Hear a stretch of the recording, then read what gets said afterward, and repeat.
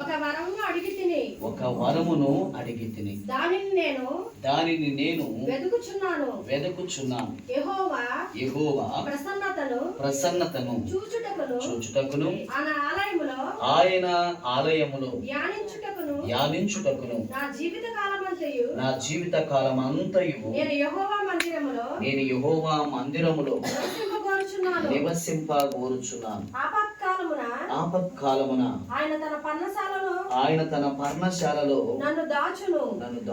తన గుడారపు మాటున నన్ను దాచును.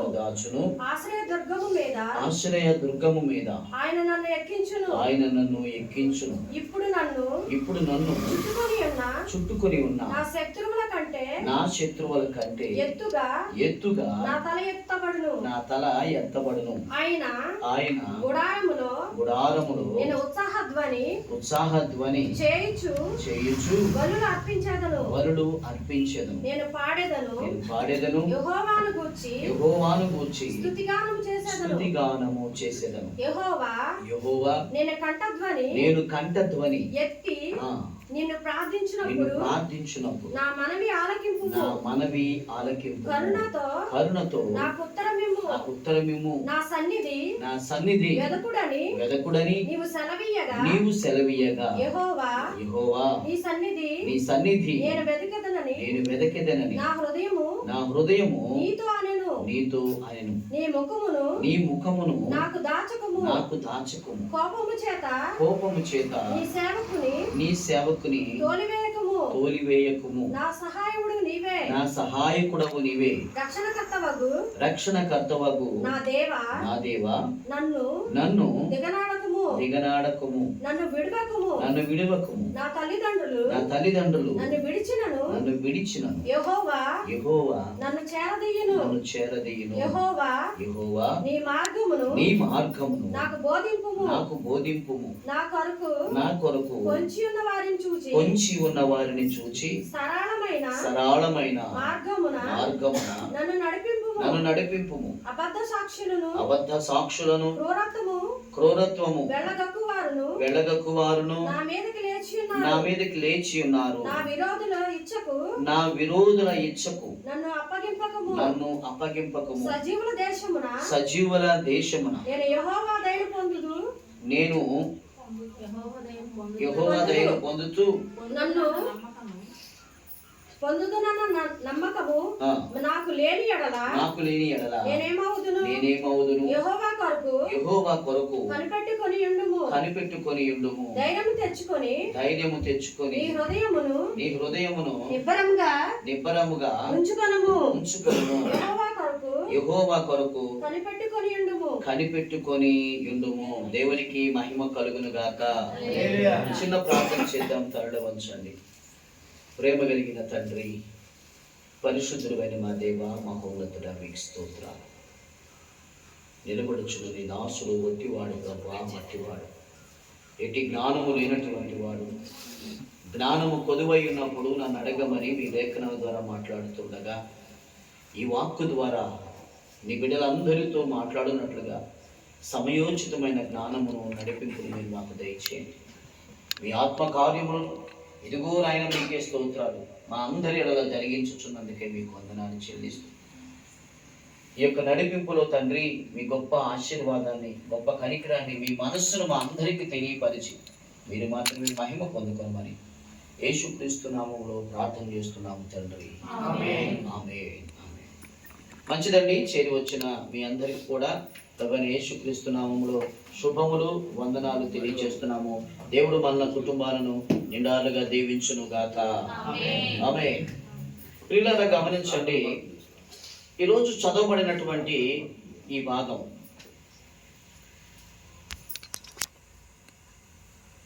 అందున్నటువంటి అంశాలను మనక లోతుగా కనుక అధ్యయనం చేయగలిగితే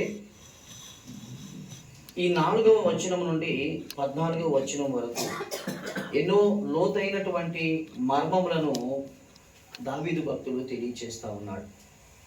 ప్రియులారా గమనించండి, ఆయన అంటున్నటువంటి మాట, యెహోవా యొద్ద ఒక వరము అడిగి తిని నేను దాన్ని వెతుకుచున్నాను. మొదట ఏం చేశాడు అంటే వరమును అడిగాడు.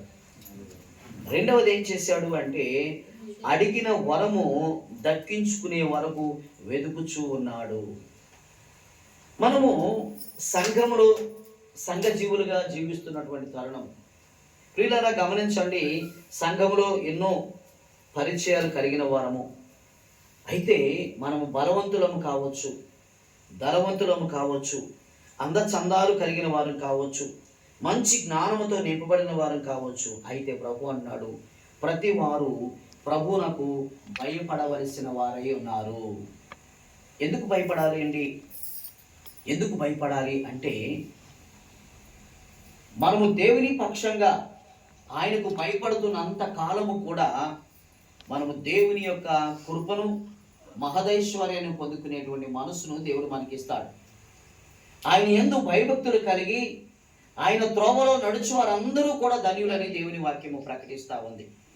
అయితే ఇక్కడ అడుగుచున్నటువంటి మాట ఏమిటంటే, నేను యెహోవా యొద్ద ఒక వరమును అడిగితిని. లోకంలోకి ఒకసారి మనం పరిశీలన చేసినట్లయితే మనకు ఎవరైనా ఒక వ్యక్తి ద్వారా డబ్బులు అప్పుగా కావాల్సి ఉంది. ఏం చేస్తామండి? ఆ అప్పు ఇచ్చే వారిని మొదలు వెతుకుతాము, ఆయన దగ్గరికి వెళతాము. వెళ్ళి, అయ్యా నాకు కొంత ధనము అప్పుగా కావాల్సి ఉంది, దయచేసి ఇవ్వగలుగుతారా అని అడుగుతాం. అంతేనా? అప్పుడు ఆ ఇచ్చేటువంటి ఆయన వెంటనే ఇచ్చేస్తాడా? వెంటనే ఇస్తాడా? ఇవ్వడు. ఎందుకు ఇవ్వడు? ఎందుకు ఇవ్వడు చెప్పండి. మొదట ఆయన ఎందుకు ఇవ్వడు అంటే మనలను ఆయన నమ్మాలి. ఏం చేయాలండి? మనల్ని నమ్మాలి. ఇతను నా దగ్గర అప్పుగా కొంత డబ్బు తీసుకుంటున్నాడు కదా, కట్టగలిగిన సమర్థత సామర్థ్యం ఉందా? నేను ఇచ్చిన రూపాయి మరలా సురక్షితంగా నా యొద్దకు వస్తుందా లేదా అని డబ్బులు ఇచ్చేటువంటి వాడు మొట్టమొదట ఈ ఆలోచన చేస్తాడు. రెండవది, తనతో నీకు నాకున్న అనుబంధాన్ని, రిలేషన్ చూస్తాడు.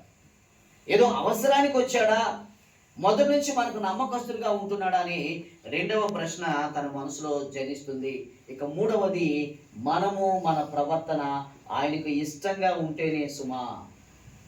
ఈ మూడు గుణ లక్షణాలను నీతో ప్రస్తావించకపోయినా కూడా ప్రియులారా, ఆయన ప్రతి క్షణము ఈ మూడు అంశాలను తన మదిలో ఉంచుకొని మనల్ని పరిశీలన చేస్తూ ఉంటాడు. ఏ కోసం మనం వెళ్ళాము?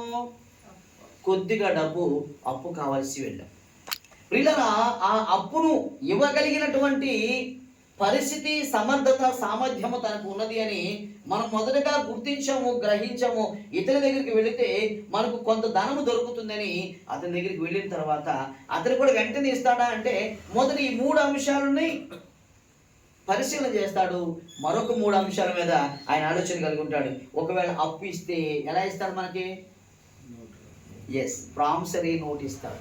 అయ్యా, రోజులు అసలే మంచివి కాదు, ఇదిగోండి ఈ నోటు మీద. ఎటువంటి నోటు అది? నువ్వు అప్పు తీసుకుంటున్నావు అనేటువంటి నోటు మీద సంతకం పెడతాడు. రెండవది, నీతో కూడా మరొకరు సాక్షి సంతకం చేయమంటాడు. అంటాడా లేదా? చేయమన్న తర్వాత ప్రియులారా గమనించండి, ఇంకా నీ మీద నమ్మకం లేకపోతే ప్రామిసరీ నోటుతో పాటు ఎంటీ బ్యాంక్ చెక్ కూడా అడుగుతున్నాడు. అడుగుతాడా లేదా? ప్రియులారా గమనించండి. అంటే ఒక మనిషి దగ్గర కొంత ధనమును కొద్ది రోజులు నీ అవసరానికి వినియోగించుకొని మరలా తనకు ఇవ్వవలసిన ధనానికి ఎన్ని ఆంక్షలను ఆయన కలిగి ఉన్నాడు అంటే, ఎన్ని మాటలు చెప్పినా, ఎన్నిసార్లు నిన్ను నడిపించినా కూడా విసుక్కోకుండా నువ్వు వెళ్ళి అతని దగ్గర ధనం తెచ్చుకుంటావు, నీ అవసరాన్ని గడుపుకుంటావు.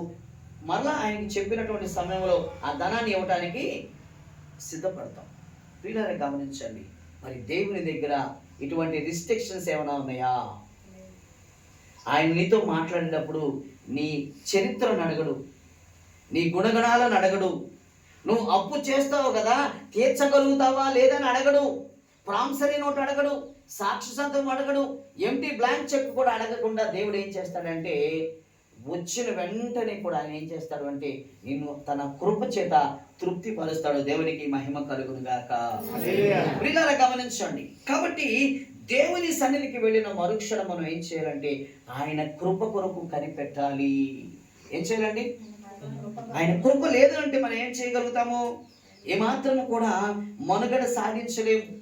ఆయన కృప లేకపోతే మనుగడ సాధించలేము. ఒకవేళ నీ తల్లిదండ్రులతో కొంత విభేదాలు ఉండవచ్చు, అన్నదమ్ములతో విభేదాలు ఉండవచ్చు, అక్క చెల్లెలతో మాట పడకపోగా కొన్ని నెలల పాటు, సంవత్సరాల పాటు ముఖం బెగదీసుకొని మాట్లాడకుండా ఉండేటువంటి పరిస్థితి అయినా ఉండవచ్చు. కానీ ప్రభుతో మాట్లాడకుండా నేను ఈ లోకంలో మనుగడ అనేది కొనసాగించలేము. అవునా కదా? ప్రతి అవసరానికి ప్రభు నీకు కావాలి. ప్రతి అవసరానికి ప్రభు యొక్క సహాయం కావాలి. ఎందుకంటే నీ బలము, నీ ధనము, నీ బలగము, నీ అందచందాలు, నీకున్న హోదా ఇవేవి కూడా కష్టకాలంలో నిన్ను ఆదరించదండి. ఏం ఆదరిస్తుంది అంటే దేవునిపై నీ ఉంచిన నమ్మకముతో ఆయన ఎదురుకు వెళ్ళినటువంటి పరిస్థితిని బట్టి దేవుడు ఏం చేస్తాడంటే సమృద్ధికరమైనటువంటి దీవెన, సమృద్ధికరమైనటువంటి ఆశీర్వాదాన్ని అనుగ్రహిస్తాడు. దేవునికి మహిమ కలుగును గాక.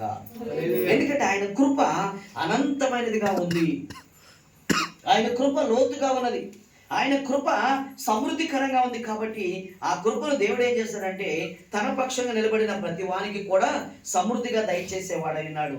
కాబట్టి ఆయన కృప కొరకు మనం ఏం చేయాలి అంటే ఎదురు చూసేవారిగా ఉండాలి. ఆయన కృప కొరకు మనం ఎదురు చూసేవారిగా ఉండాలి. ఎప్పుడైతే ఆయన కృప కొరకు మనం ఎదురు చూస్తామో ఆయన తన కృప ద్వారా ఎదురు చూసిన నీకు ఎక్కడ నిరాశను కలిగించకుండా గొప్ప క్షేమాన్ని, గొప్ప సంతోషాన్ని, నీవు ఏదైతే ఆలోచన కలిగి ఆయన సన్నిధానంలో చేసిన ప్రార్థన ఉన్నదో ఆ ప్రార్థనకు తగినటువంటి ఉత్తరాన్ని, తగినటువంటి కృపను దేవుడు దయచేసేవాడైనాడు. అందును బట్టి ఆయన కృప కొరకు మనము అత్యధికంగా ప్రయాసపడాలి. దేవునికి స్తోత్రం. మహిమను విడచి మహిలోకి దిగి వచ్చి మార్గముగా మారి మనిషిగా మార్చావు. మహిని నీవు మాధుర్యముగా మార్చి మాదిరి చూపి మరురూపమిచ్చావు. మహిమను విడచి మహిలోకి దిగి వచ్చి మార్గముగా మారి మనిషిగా మార్చావు. మహిని మాధుర్యముగా మార్చి మాదిరి చూపి మరురూపమిచ్చావు. మహిమలో మేము మహిమను పొందా మహిమగా మార్చింది నీ కృప. మహిమలో మేము మహిమను పొందా మహిమగా మార్చింది నీ కృప. యేసయ్యా నీ కృప మాకు చాలయ్యా. నీ కృప లేనిదే బ్రతుకలేమయ్యా. యేసయ్యా నీ కృప మాకు చాలయ్యా. నీ కృప లేనిదే ఉండలేనయ్యా. నీ కృప లేని క్షణము, నీ దయ లేని క్షణము నేను ఎన్నలేనయ్యా. నీ కృప లేని క్షణము, నీ దయ లేని క్షణము నేను ఎన్నలేనయ్యా. యేసయ్యా నీ కృప నాకు చాలయ్యా. నీ కృప లేనిదే నేను ఉండలేనయ్యా. యేసయ్యా నీ కృప మాకు చాలయ్యా.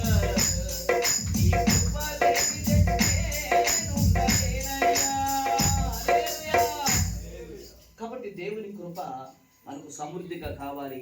ఆ కృప కొరకు ఎక్కడికి వెళ్ళాలి అంటే దేవుని సన్నిధానానికి వెళ్ళాలి. దేవునికి స్తోత్రం. యెహోవా యొద్ద ఒక వరమును అడిగితిని, నేను దాన్ని వెదకుచున్నాను.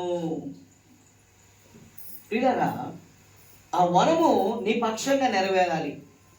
ఏం చేయాలి? మనము ఏం చేయాలి అంటే ఆ అప్పు ఇచ్చే వాని కొరకు 1-2 సార్లు వంగి దండాలు ఎలా పెడుతున్నావో, ఎన్నిసార్లు పిలిస్తే అన్నిసార్లు వెళ్ళి ఆ వ్యక్తి కొరకు నువ్వు ప్రయాసపడుతూ నిలబడమంటే నిలబడి, కూర్చోమంటే కూర్చొని అనేక రీతులలో నువ్వు నడుస్తున్నావు. ఆ రీతిగా ఒక మనిషికే నువ్వు ఎంత భయపడితే అనేక మనుషులను తన ఆత్మ చేత ముద్రించి అభిషేకం చేత నడిపించి అనేక గుణ కార్యాలను జరిగిస్తున్న దేవునికి మరింతగా మనం లోబడి ఉండాలి.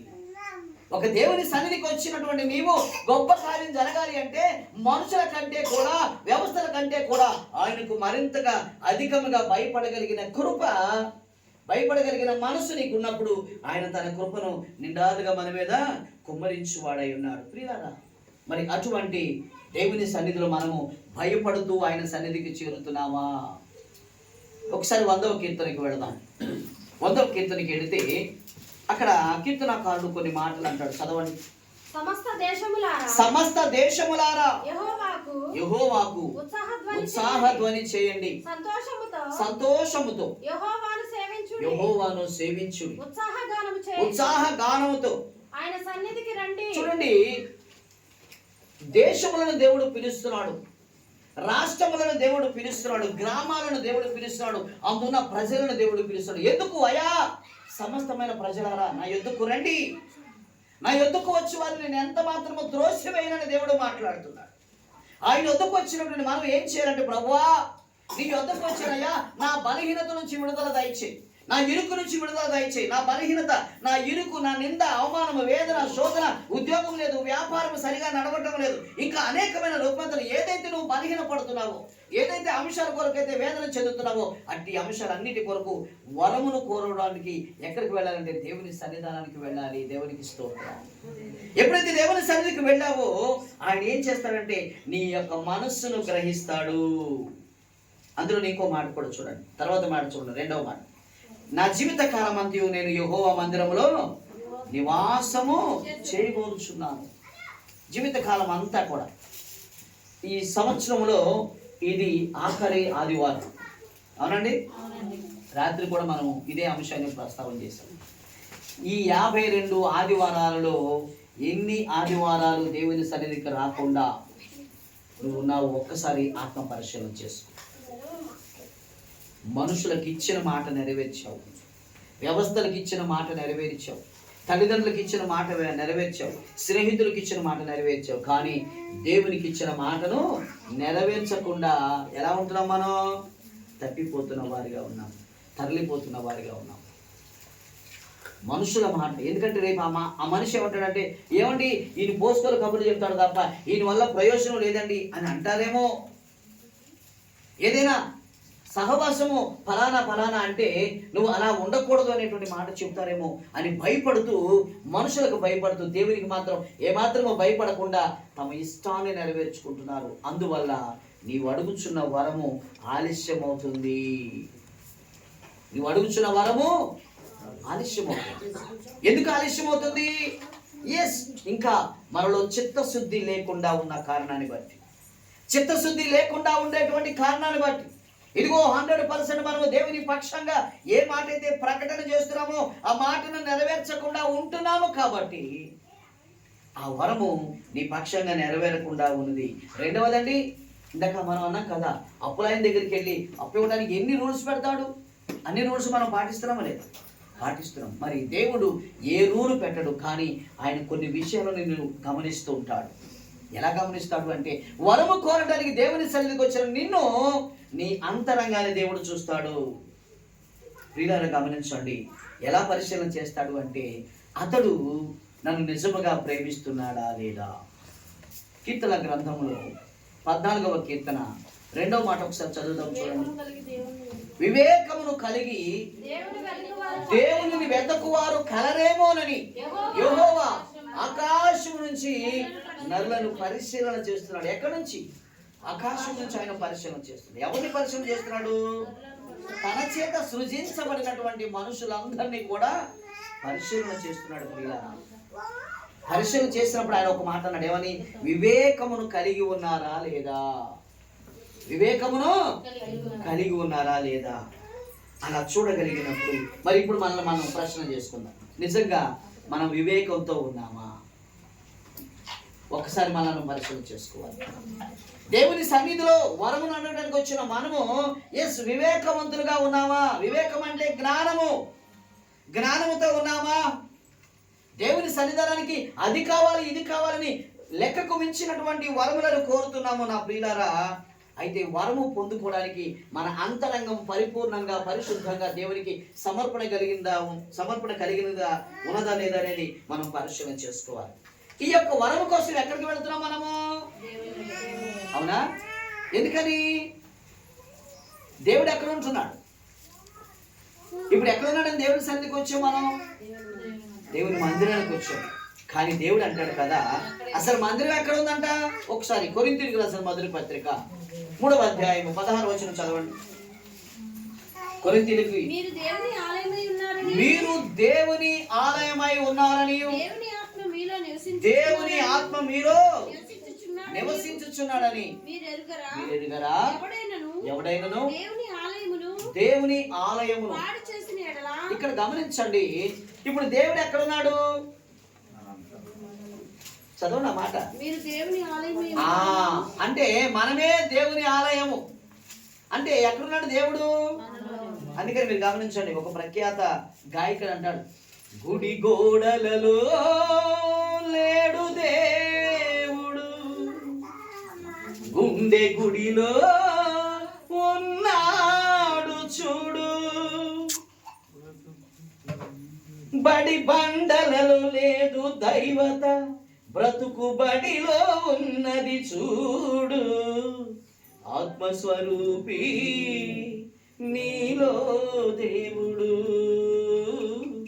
ఆత్మతో సత్యముతో ఆరాధించు. దేవుని చక్కని వాక్యము ద్వారా ఆ గాయకుడు మంచి పాటను పాడాడు. కాబట్టి దేవుడు ఎక్కడున్నాడు అంటే నీ గుండెల్లోనే ఉన్నాడు, నీలోనే ఉన్నాడు, నాలోనే దేవుడు ఉన్నాడు. కాబట్టి నాలో ఉన్న దేవుడును నీలో ఉన్న దేవుడును మనం ఏం చేస్తున్నాం అంటే నిర్లక్ష్యపరుస్తున్నాము. ఏమండి? నిర్లక్ష్యపరుస్తున్నాం. ఇంకా కూడా ప్రార్థన చేస్తున్నటువంటి మనము మరి ఆయనను ఘనపరిచేవారుగా ఉన్నామంటే ఇంకా చాలామంది ఏం చేస్తున్నారంటే త్రాగుబోతులుగానే జీవిస్తున్నారు, వ్యభిచారులుగానే జీవిస్తున్నారు, దొంగలుగా జీవిస్తున్నారు, ఇంకా రకరకాలైనటువంటి జోదాల చేత అనేకమైన పనికిమాల అలవాట్ల చేత నింపబడుతూ తనలో ఉన్న దేవుని యొక్క ఆత్మను దుఃఖపరిచేవారుగా ఉంటున్నారు. ఎలా ఉంటున్నారండి? దుఃఖపరిచేవారుగా. ఇవన్నీ కూడా చేస్తూ మరలా దేవుని ఎదుకు వెళ్ళి, అయ్యా నాకు ఒక వరం కావాలి, అయ్యా నాకు ఒక వరం కావాలి, ఆ వరం కోసం నీ ఎదుకు వచ్చాను అంటాడు. ప్రభు అంటాడు, కాదురా అబ్బాయి, నేనే నీలో ఉన్నప్పుడు, నీ ఆత్మతో అభిషేకము కలిగిన వారుగా నేను ఉన్నప్పుడు, నేను నీ దగ్గరకు వచ్చి నేను అడుగుతున్నప్పుడు నువ్వు లక్ష్య పెట్టక ఉన్నావు. ప్రియులారా గమనించండి, మనము దేవుని వరం అడుగుచున్నాము. ఆ వరము మరి నెరవేర్చడానికి ఏమవుతుందంట? నెరవేర్చుకోవడానికి మన ప్రయత్నం కూడా ఉండాలిగా. మీకు ఇంకా బాగా అర్థమైనట్లుగా ఒక మాట చెప్తా. ఏదైనా ఒక పిండి వంటను తయారు చేయాలనుకోండి, మొదలు ఏం చేస్తాం మనం?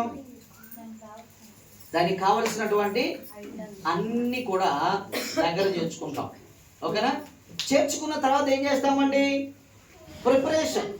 అవన్నీ కూడా ప్రిపరేషన్ చేసుకోవడానికి సిద్ధపడిన తర్వాత అందుకు తగిన 2-3 మనం కూర్చోబెడతాము. వారి ద్వారా ఆ యొక్క సహాయకం అంతా కూడా పొందుకుంటాం. ఆ తర్వాత ఏమవుతుందంట? ఆ వంట అంతా కూడా పూర్తి చేస్తావు. వంట అంతా పూర్తి చేసిన తర్వాత మొదలు నువ్వు తింటావా, ఎవరికైనా పక్కానికి పెడతావా? చెప్పండి. మనం తినం. ఎందుకని? మన మీద మనకు నమ్మకం లేదు. ఎస్, ఇది 100%. మన మీద మనకు నమ్మకం లేక, అయ్యా ఇది కొద్ది రుచి చూసి పెట్టండి, ఇది బాగుందా లేదా ఒకసారి పరిశీలన చేయండి అని పక్కవానికి ఇస్తూ ఉన్నాం. అవునా కదా? చెప్పరండి. ఎస్. మరి అదే వంటని నీ జీవితకాలం కొన్ని సంవత్సరాలుగా చేస్తూనే ఉన్నాం. మరి ఎందుకు అంటే వంట చేస్తున్న నీలో కూడా ఆ పదార్థాన్ని వండిన అనుభవం ఉన్నప్పటికీ కూడా ఏమో మరలా కుదురుతుందో కుదరదు అనేటువంటి ఒక ఆలోచన నిన్ను వెనక్కి లాగేస్తున్నటువంటి తరుణం.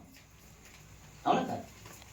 ఒక పాట పాడుతున్నామండి, ఆ పాట కొన్ని సంవత్సరాలుగా పాడతాం. ఆ సంవత్సరాలుగా పాడేటువంటి పాట మళ్ళా పాడుతున్నప్పుడు రాగయుక్తంగా ఉందా, భావయుక్తంగా ఉందా, ఆ యొక్క సంగీతభరితమైన తాళంలో నడుస్తుందా లేదా అని ఇవన్నీ పరిశీలన చేసుకున్నప్పుడు ఆ పాటకు సౌందర్యం అనేది వస్తుంది, ఆ పాటకు సమృద్ధి కలుగుతుంది. తద్వారా అనేకులు వినగలిగిన మనసులోనికి ఆ పాట వెళుతుంది. అలా కాకుండా పర్వాలేదు ఎట్లయినా పాడేసేనులే అంటే కాదు. అట్లాగే మనము అన్ని విషయాల్లో ఎలా ఉండాలంటే మనల్ని మనం పరిశీలన చేసుకోవాలి. ఎస్, నేను ప్రభుకి ఇష్టంగా ఉన్నానా లేదా, నా నడక ఎలా ఉంది, నా నడత ఎలా ఉంది, నా ఆలోచన ఎలా ఉంది, నా తలంపు ఎలా ఉంది, ప్రతినిత్యము ప్రార్థన చేస్తున్నానా, ప్రతినిత్యం దేవుని సన్నిధిలో ఆయన మొరను గోజాడుతున్నానా, అనేకల పక్షంగా నేను విజ్ఞాపన చేస్తున్నానా లేదా అని ఎప్పటికప్పుడు మనం ఏం చేయాలంటే ఆలోచన కలిగిన వారిగా ఉండాలి. అందుకనే 8వ మాట చూడండి, అందులో నా సన్నిధిని వెతకుడని నీవు సెలవీయగా యెహోవా నీ సన్నిధిని నేను వెతకదనని నా హృదయం నీతో అనెను. ఆయన అంటున్నాడు, అయ్యా నువ్వు వెతుకు. మత్తయి శుభవార్త 7వ అధ్యాయం 7వ వచనం అంటాడు, అడుగుడి మీకు ఇయ్యబడును, వెతకుడి మీకు దొరుకును, తట్టుడి ఇయ్యబడును, అడుగుచున్న ప్రతివాడు. ఎస్, ఈరోజు నువ్వు ఎన్నో ఎన్నో ఎన్నో వందలుగా అడిగేవేమో, లేక వేలుగా అడిగేవేమో, లక్షలుగా అడిగేవేమో. ఈ సంవత్సరం అంతా 2025 సంవత్సరం ప్రారంభం నుంచి ఈ రోజు వరకు ఎన్ని వరములైతే అడిగావో అడిగినవన్నీ కూడా పొందుకున్నావా? చాలా వరకు మనకి కొన్ని వరాలు నెరవేర్పులోకి రావట్లేదు, కొన్ని ఆలోచనలు నెరవేర్పులోకి రావట్లేదు. ఎందుకు రావట్లేదు అంటే ఇదిగో అన్ని పదార్థాలు ఉన్నా ఏం కావాలి అక్కడ? డెడికేషన్. డెడికేషన్ అంటే ఏమంటారు తెలుగులో?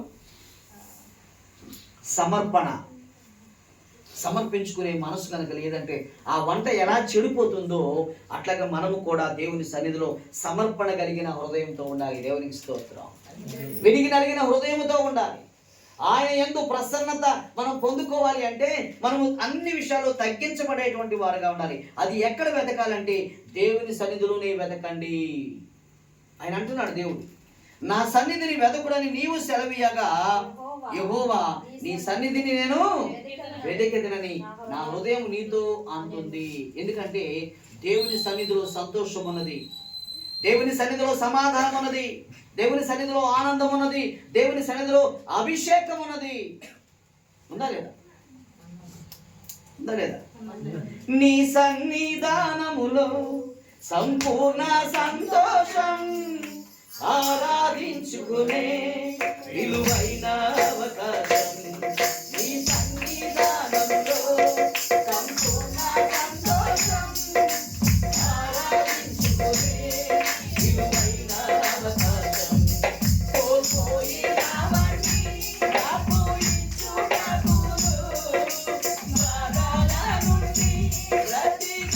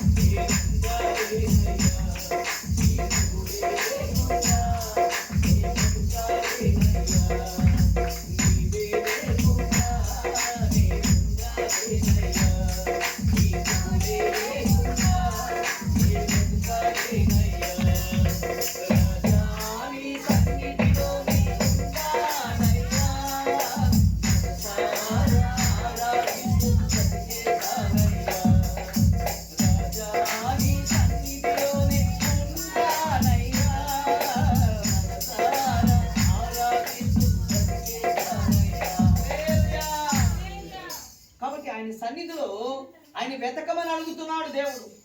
ఆ వెతికేటువంటి మనసును మనము కలిగి ఉండాలి. అందుకొరకే దేవుని సన్నిధికి వస్తూ, అయ్యా నాకు సంతోషం కావాలి, నాకు సమాధానం కావాలి, గర్భఫలము కావాలి, ఉద్యోగం కావాలి, వ్యాపారంలో అభివృద్ధి కావాలి, అనేకమైనటువంటి ప్రదేశాలలో నీ సువార్తను ప్రకటించాలి అని ఏదైతే మన మనసులో ఆలోచన కలిగి, మన మనసులో కోరిక కలిగి ఉన్నామో ఆ కోరికను దేవుని ఎదుకు వెళ్ళి, అయ్యా ఒక వరము అడుగుతున్నాను, దయచేసి ఆ వరమును నాకు అందించు అని ఆయన సన్నిధానంలో కూడుకునే వారిగా, ఆయన కృపను పొందేవారిగా, ఆయన యొక్క ప్రేమను పొందేవారిగా మనం ఉండాలని ఈనాడు దేవుడు మనతో మాట్లాడుతున్నాడు. దేవునికి మహిమ కలుగును గాక.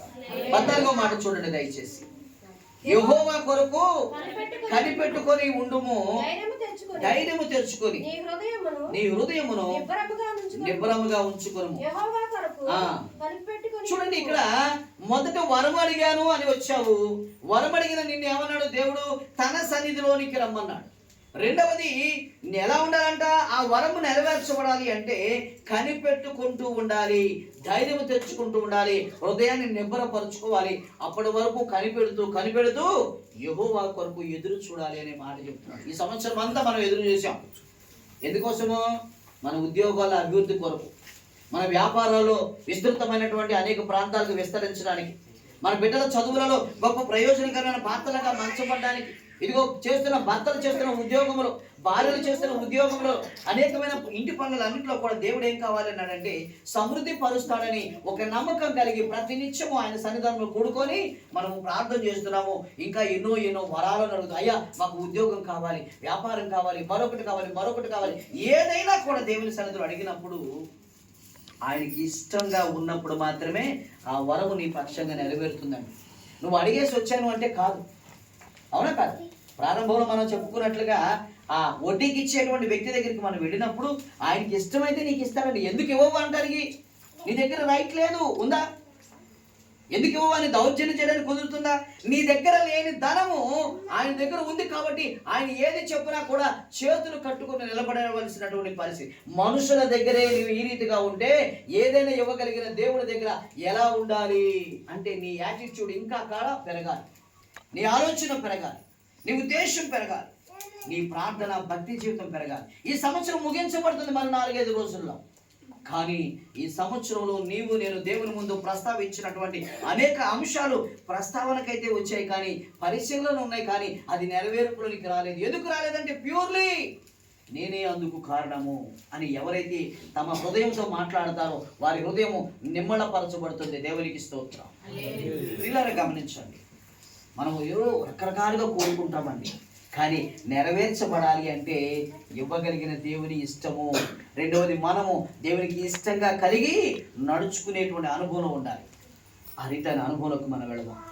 ఎందుకంటే ఆయన సన్నిధానంలో నీవు చేసినటువంటి మొర తప్పక దేవుడు ఒకనాటికి చక్కని ఆశీర్వాద రూపంలో విడుదల చేస్తాడు. అట్టి కృప దేవుడు మనందరికీ దయచేయును గాక. తలలో వంచండి, ప్రార్థించేద్దాం. చెప్పబడినటువంటి మాటలు మనందరి వినికిడిలో పరిశుద్ధాత్మ దేవుడు నెరవేర్చినట్లు, పరిశుద్ధాత్మ దేవుడు రానున్న కాలంలో గొప్ప కార్యాలు జరిగించినట్లుగా సుజాత గారు ప్రార్థన చేస్తారు.